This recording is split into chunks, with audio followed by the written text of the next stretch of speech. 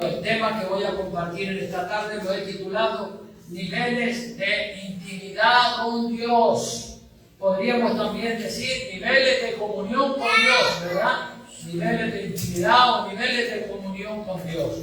No todas las personas, hermanos, tienen el mismo nivel de comunión con Dios. Unos están más cerca, otros están más lejos y otros ni se comunican con Dios nunca. Aquí en esta tierra es así. Usted y yo tenemos niveles de comunión diferentes con cada persona. Tenemos una comunión o una comunicación diferente, mayor o menor, dependiendo si esa persona es cercana a nosotros, es familiar o es distante o desconocido.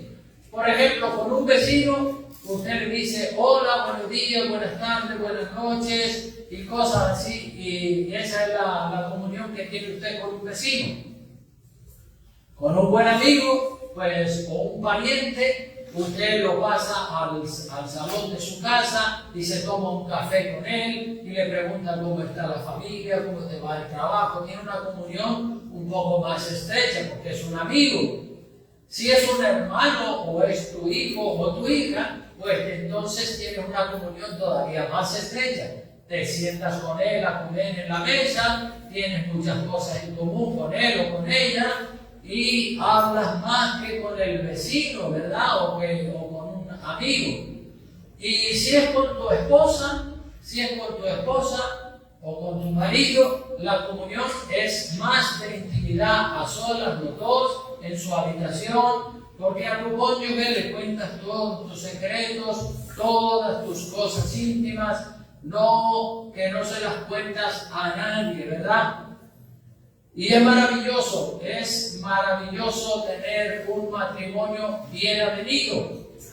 El matrimonio es el mayor o el mejor lugar para tener intimidad entre dos personas. Un esposo que confía al 100% en la esposa, una esposa que confía al 100% en su esposo. Eso es una riqueza, eso es una bendición tremenda, ¿verdad? El ser humano ha sido creado para vivir en compañía. Aleluya, ya lo dice la Biblia, no es bueno que el hombre esté solo. Cuando encuentra la mujer de Dios y cuando la mujer encuentra el hombre de Dios, entonces hay sintonía, intimidad y felicidad. Y hablando de esposos, todos nosotros sabemos que Jesucristo es el esposo de la iglesia, ¿no es cierto? En Apocalipsis capítulo 19, versículos 7 y 8, prepare su Biblia para que siga el hilo del mensaje a medida que yo voy leyendo. Apocalipsis 19, 7 y 8 dice la palabra de Dios: gocémonos y alegrémonos y démosle gloria, porque han llegado, ¿qué es lo que habían llegado? Las bodas del Cordero, y su esposa se ha preparado. Y a ella se le ha concedido que se vista ¿de qué? Lino fino, limpio y resplandeciente. Porque el lino fino representa las acciones justas de los santos. Amén. La iglesia, hermano y hermana, es la afortunada que se casa con el Rey de Reyes, el Señor de Señores, Jesucristo. Aleluya. Ahora mismo la iglesia está en la etapa de noviazgo con el Señor Jesucristo. Y pronto, muy pronto, se estarán celebrando las bodas del Cordero entre Jesucristo y su amada iglesia en el reino de los cielos. Y estamos llamados por Dios a tener intimidad con el Señor. En el Salmo 25, 14. Vamos a leerlo todos juntos. Salmo 25, versículo 14, dice así, todos juntos: la comunión íntima de Jehová es con los que le temen, y a ellos hará conocer su pacto, sus leyes, sus bendiciones. Entonces, ¿qué es el temor de Dios? Si la Biblia dice que la comunión íntima de Jehová es con los que le temen, ¿cómo podemos calificar qué es lo que es el temor de Dios? Pues el temor de Dios es un respeto sagrado. El temor de Dios es querer obedecer a Dios cada día y cada día de la mejor manera.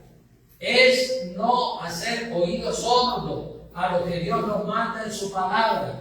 La persona que tiene temor de Dios considera los mandamientos, reflexiona en ellos, se los aplica y los practica. Una persona que desobedece los mandamientos de Dios, podemos decir que no tiene temor de Dios. Si no guarda los mandamientos, si no le obedece al Señor, pues no tiene temor de Dios y obviamente tampoco tendrá comunión con Dios, porque la comunión íntima de Jehová es con los que le temen. Así que si la comunión íntima o la comunión fluida y estrecha con Dios es solo para los que le temen, aquellos que no obedecen a Dios jamás tendrán comunión con Dios y mucho menos una comunión íntima, fluida y estrecha con Dios. La comunión íntima con Dios se hace de la forma que dijo el Señor Jesucristo. Y el Señor Jesucristo enseñó a los discípulos y a los apóstoles para que practicaran esa comunión íntima con Dios. Si vienen conmigo a Mateo capítulo 6, versículos 5 al 7, el Señor está dando instrucciones a sus discípulos sobre la oración, cómo tienen que orar. Porque hay mucha gente que ora, pero muchos lo hacen mal. Entonces el Señor dice, verso 5, y cuando ores, no seas como ¿quién? Como los hipócritas, porque ellos aman el orar en pie en la sinagoga y en las esquinas de las calles. No es malo eso, pero el propósito por el que se hace esa oración en la sinagoga y en la esquina de las calles es para ser vistos de los hombres. Si es para presumir, para ser vistos de los hombres, para que vean lo elocuente que eres con tu oración, dice que eso es malo. Dice bien claro, ellos aman el orar en pie, en la sinagoga y en las esquinas de la calle, para ser vistos de los hombres. Dice, de cierto os digo, que ya tienen su recompensa. La recompensa de ellos, ¿cuál es? Pues el halago, la adulación, la palmadita que le dieron en la espalda a aquellos que escucharon su oración y le dice, qué bien oraste, pero tú sí que sabes. ¿Cómo has aprendido a orar tan bonito, tan bien? Y entonces la persona sale toda orgullosa. Pues ese es el pago para esa persona, esa es la recompensa. Pues ya esa persona no va a tener recompensa por esa oración que hizo en el reino de los cielos, porque ya recibió el halago y la adulación de las personas. Por eso el Señor dice, no, así no lo hagan porque eso no le agrada a Dios. Más, verso 6, tú cuando ores, entra en tu aposento. Esta sí es la voluntad de Dios. Entra a tu aposento y cerrada la puerta, ora a tu Padre que está en secreto, y tu Padre que ve en secreto te recompensará en público. Claro que sí, en tu cuarto, en intimidad con Dios. Aleluya. Y orando. Dice el verso 7, no uséis vanas repeticiones como los gentiles, que piensan que por su palabrería serán oídos. No, a Dios nadie le puede impresionar con su palabrería. Está bien ser elocuente y tener palabrería, pero en humildad, no para impresionar a nadie, ¿verdad? Entonces, si la comunión con Dios es así como dice la palabra de Dios, entrando en tu cuarto, cerrando la puerta, pues eso es maravilloso, eso es intimidad con Dios. En un matrimonio, para que haya intimidad, tienen que estar los dos solos en su habitación y cerrada la puerta, allí hay intimidad con Dios. Con Dios, para que el creyente tenga comunión íntima, debe estar a solas en su cuarto, en oración, hablándole con honestidad y con sinceridad, ¿verdad? Porque esa es la forma correcta que el Señor espera, que uno se consagre y se concentre en la oración, porque muchas veces las interrupciones no dejan orar a uno. Así que cuando uno conoce y estudia la palabra de Dios a fondo, empieza a conocer a Dios de manera más personal. Y así se puede acercar a Dios correctamente para tener una comunión cada día más íntima con el Señor. Yo he visto muchas personas trabadas, confundidas, porque no conocen la Biblia, no han leído la Biblia. creen que en las diferentes iglesias, en la católica, evangélica, la mormona, los bautistas, los adventistas, los anglicanos, los ortodoxos, ellos creen que hay diferentes Biblias, que cada iglesia tiene una Biblia o que cada denominación tiene una Biblia. Hay diferentes Biblias, piensan ellos, porque en los miembros o en los pastores de esas iglesias ellos pueden ver grandes diferencias en su comportamiento con respecto a los de otra iglesia. Pero Biblias, hermanos, solamente hay una. Biblia solamente hay una. Evangelios solamente están los 4 evangelios: Mateo, Marcos, Lucas y Juan, inspirados por Dios. Y las diferencias de estilo de vida de los miembros de una iglesia pueden ser diferentes al estilo de vida de los miembros de otra iglesia. Claro que sí. Y usted dirá, bueno, ¿y a qué se debe eso entonces? Pues eso se debe a que hay pastores que predican la totalidad de la Biblia y hay pastores que predican el 60 o el 70% de la Biblia y omiten el resto. Por eso la gente se confunde. La gente que no ha leído nunca la Biblia piensa que son Biblias diferentes. No, la Biblia es solamente una. Pero en unas iglesias se predica al 100% y en otras iglesias no se predica tal como está escrita la Biblia. Otros pastores añaden doctrinas que no están en la Biblia, pero ellos las predican desde sus púlpitos y como la gente no conoce la Biblia, creen que lo que se predica o que lo que predica su pastor es palabra de Dios, pero no lo han examinado, no han verificado con la Biblia que lo que se está predicando es palabra de Dios. Todos los cristianos, hermanos, estamos llamados por Dios a examinar todo lo que se predica en la iglesia, todo lo que usted oiga en internet a predicadores. Hay que examinarlo todo, compararlo con la Biblia para detectar cualquier falsa doctrina que se nos puede colar con una pequeña distracción. El enemigo es muy astuto y quiere engañar a la gente con la falsa doctrina, pero el verdadero cristiano tiene que estar lleno del Espíritu Santo y examinarlo todo. Ya lo dice el apóstol Pablo en Primera de Tesalonicenses capítulo 5, versículo 19 al 21, dice: no apaguéis al Espíritu, no apaguéis al Espíritu, es decir, hay que estar encendido espiritualmente. No menospreciéis las profecías, examinadlo todo y retener, ¿qué cosa? Lo bueno, claro que sí, hay que examinarlo todo, examinarlo con lupa, para saber si todo coincide con la palabra revelada. Así que la Biblia es el libro dado por Dios a la humanidad y todo su contenido es inspirado por Dios. Ya lo dice 2 de Timoteo 3, 16. Vamos a decirlo todos juntos también. Dice: toda la escritura es inspirada por Dios y útil para enseñar, para redarguir, para corregir, para instruir en justicia. Para eso es la palabra de Dios, para redarguir, para corregir, para instruir, para enseñar, para detectar las falsas doctrinas. Bendito sea el nombre del Señor. En la Biblia podemos ver en sus diferentes etapas históricas a diferentes personajes que unos tuvieron comunión íntima con Dios, otros tuvieron una comunión menor o inferior y otros tuvieron nada de comunión con Dios. Y voy a poner algunos ejemplos de esto. Por ejemplo, Adán y Eva, ellos tenían comunión íntima con Dios. Dios los había creado y los había puesto en un estado de inocencia en el huerto del Edén. Y ellos eran felices allí, caminando a la luz del día en ese paraíso maravilloso, y ellos hablaban con Dios.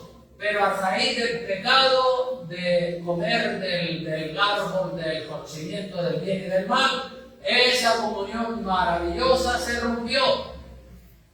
El pecado, una persona puede estar en comunión con Dios, pero cuando peca, ya le pasa lo que le pasó a David, al rey David, cuando pecó con Betsabé. El espíritu como que ya se iba y él lloraba: Señor, no quites de mí tu Santo Espíritu, vuelve el gozo de tu salvación, Espíritu noble me sustente, Dios mío, perdóname, ¿verdad? El pecado hace que la comunión con Dios se rompa.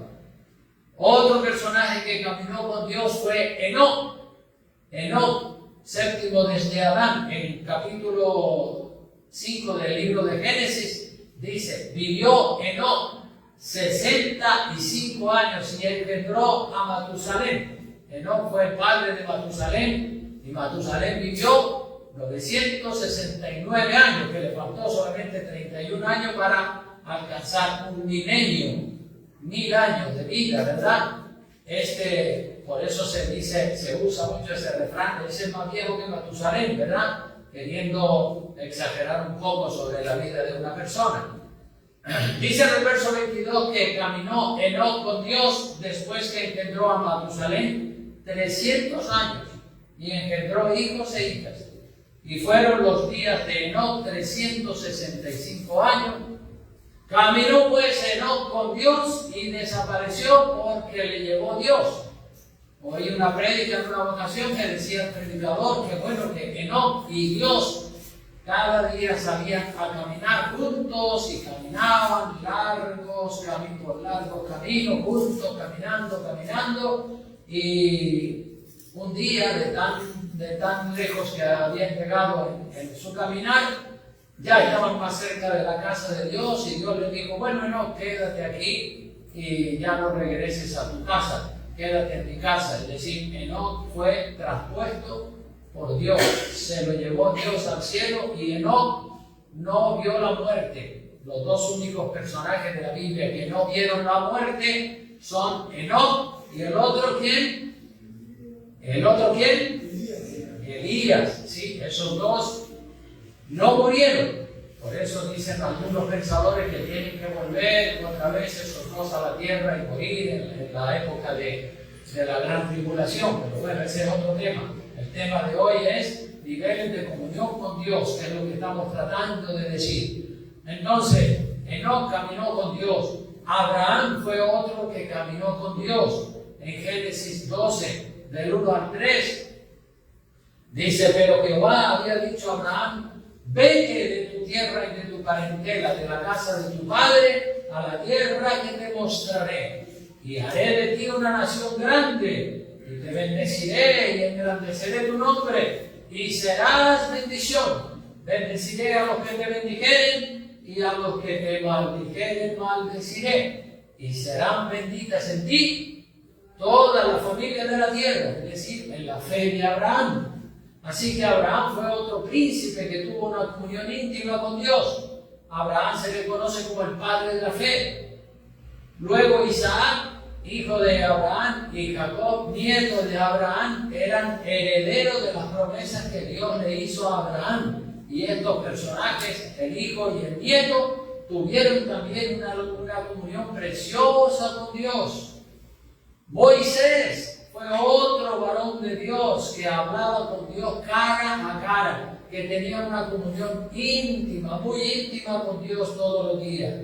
Esto lo vemos en Éxodo 33, versículo 11, donde dice la palabra de Dios, y hablaba Jehová a Moisés cara a cara, como habla cualquiera a su compañero. Y él volvía al campamento, pero el joven Josué, hijo de Nun, su servidor, nunca se apartaba de en medio del tabernáculo. Así que cara a cara hablaba Moisés con Dios, dice la palabra de Dios. Una comunión extraordinaria, la comunión que Moisés tenía con Dios. Claro, esa era una comunión que se había ido forjando a través del tiempo, y Dios tenía el propósito de usar a Moisés para sacar a su pueblo de la esclavitud de Egipto. Pero Moisés y Dios estaban ahí unidos en comunión continua. Qué lindo esto, ¿verdad? La comunión, la intimidad con Dios, el temor de Dios hace que la intimidad empiece a fluir. Cuando uno es temeroso de Dios y ora y lee la Biblia y la vive y la practica, es como que uno se acerca a Dios y Dios se acerca a nosotros, y ahí empieza a haber una comunión un poco más estrecha. El pueblo de Israel, por ejemplo, no hablaba con Dios y no tenía comunión con Dios.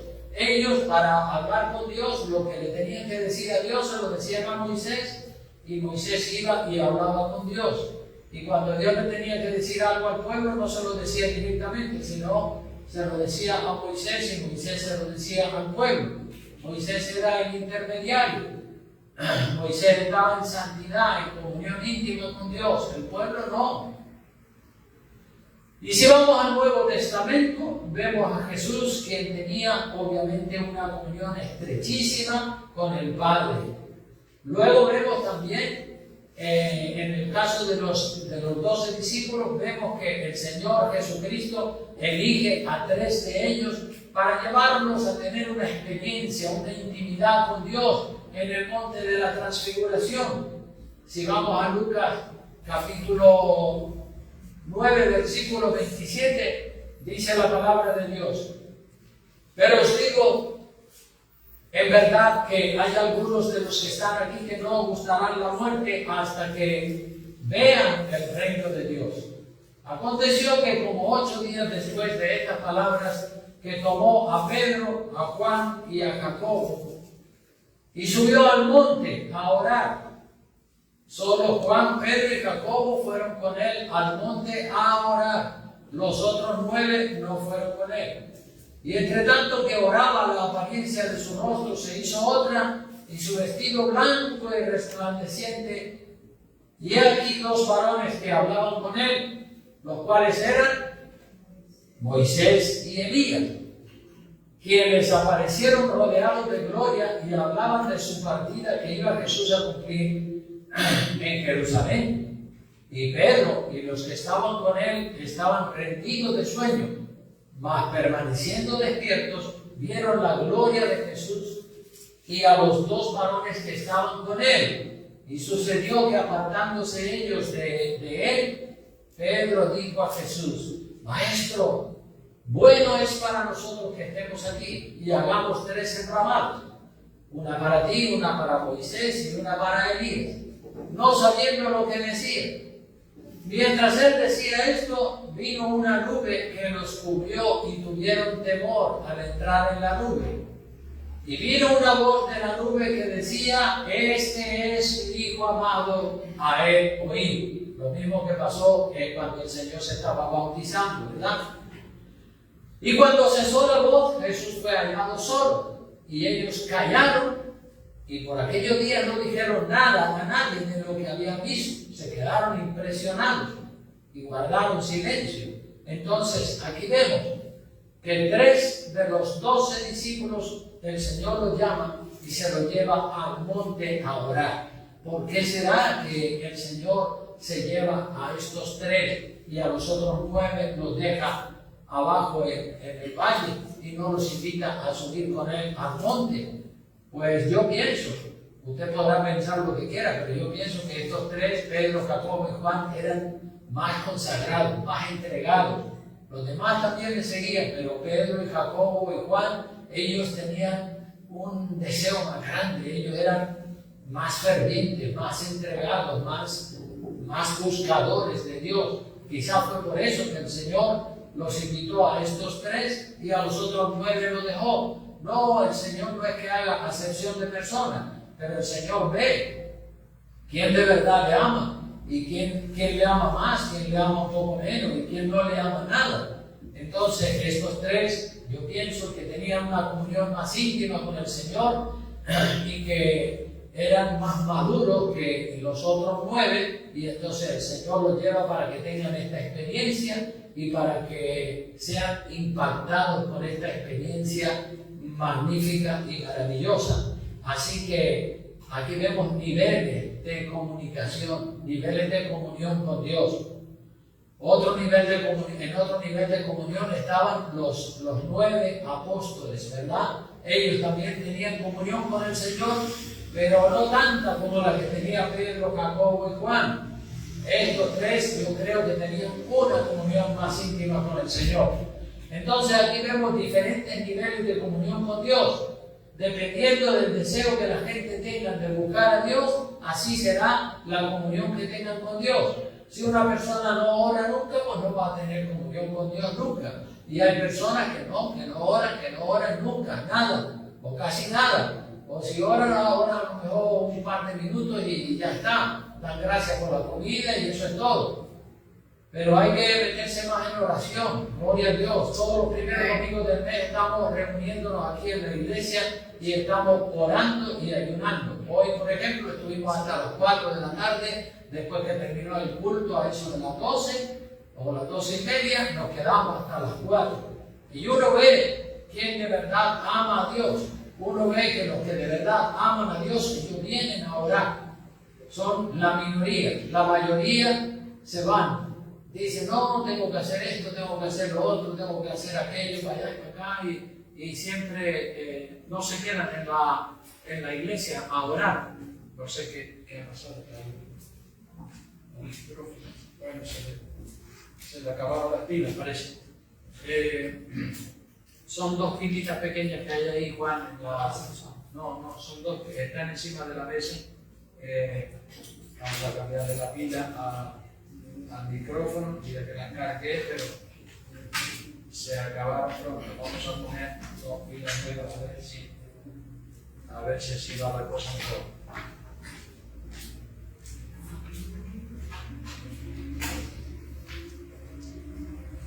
A ver ahora sí. Bueno, si no hay energía, no hay comunicación, ¿verdad? Eso es una lección también, ¿verdad? Una lección. Si se te acaban las pilas, si se te agotan las pilas, ya el micrófono no funciona, ¿no es cierto? Pues es así, ¿verdad? Con Dios también. Si usted no recarga las baterías, pues a la hora de la verdad, miren por dónde, a la hora de la verdad, cuando más lo necesita, se queda sin voz, no puede conectar con el Señor. Entonces hay que recargar la batería. Yo la recargué, pero bueno, yo sé que se descargaron pronto porque son las mismas que utilicé esta mañana. Y pensaba yo que con la carga que tenían esta mañana me daría para predicar en esta tarde también, pero ahora me doy cuenta que no. Con la carga que le metí esta mañana, pues fue suficiente para por la mañana. Si yo quería que hoy me funcionaran las pilas y tuvieran carga suficiente para que aguantara durante toda la predicación, pues tenía que haberle metido más carga. Así pasa, ¿verdad? Así pasa espiritualmente. Tenemos que orar más si queremos de verdad mantener una comunión fluida con el Señor. ¡Aleluya! De aquí nosotros podemos ver que hay que congregarse, hay que consagrarse mucho. Si de verdad queremos tener comunión íntima con Dios, tenemos que recargar las pilas un día sí y otro también. De rodillas delante del Señor. Muchas veces los quehaceres de la vida y los asuntos nos absorben y ya oraremos, mañana oraré, pasado oraré, y nunca llega el mañana ni el pasado. Así que hay que poner los oídos y los ojos en Jesús para no perdernos nada de sus enseñanzas. Miren lo que dice este último pasaje que les quiero compartir en Lucas capítulo 10, versículo 38 al 42. Dice así: aconteció que yendo de camino entró en una aldea y una mujer llamada Marta le recibió en su casa. Esta tenía una hermana que se llamaba María, la cual, sentándose a los pies de Jesús, oía su palabra. Pero Marta se preocupaba por muchos quehaceres y acercándose al Señor dijo: Señor, ¿no te da cuidado que mi hermana me deje servir sola? Dile pues que me eche una mano, que se levante y me ayude a preparar la comida. Respondiendo Jesús le dijo: Marta, Marta, afanada y turbada estás con muchas cosas, pero solo una cosa es necesaria. Y María ha escogido la buena parte, la cual no le será quitada. María escogió la buena parte. Ella sabía que era bueno servirle al Señor en la mesa, sí, pero mejor era sentarse a sus pies. María agradó más al Señor que Marta. Marta tenía buenas intenciones, pero María tenía mejores buenas intenciones que las de Marta. Marta quería servirle una buena comida y agasajar al maestro. Por eso estaba tan afanada. Y el Señor aunque Él es digno de que se le sirva lo mejor, Él no estaba tan interesado en la comida. Cualquier cosa hubiera sido suficiente. Él estaba más interesado en que lo que estaba haciendo María era mejor que lo que hacía Marta, porque María estaba atenta, escuchándole. Al Señor le agrada mucho que usted le escuche.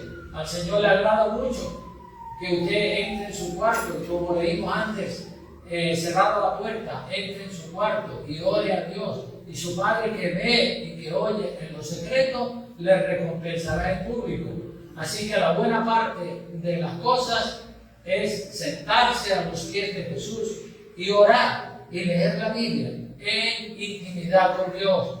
Eso es lo que Dios valora mucho y nosotros lo debemos de practicar mucho más. Amén. Claro que sí.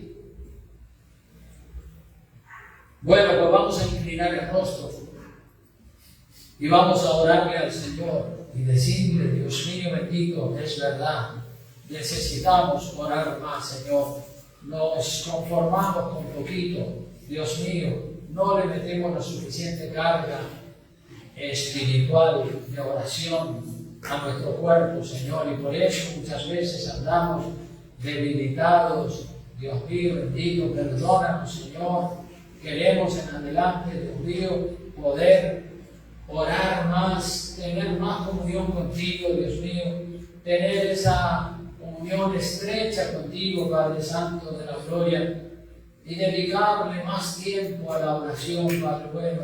Aquí nos tienes, Señor, en esta hora, Dios mío, reconocemos, oh Rey de gloria, reconocemos que tú eres grande, poderoso, maravilloso, y que tú nos puedes dar, Dios mío, aleluya, ese carácter y esa fuerza, Dios mío, para nosotros ser determinados y orar, y orar, y orar, y orar, cada día más, Padre. Oh Señor,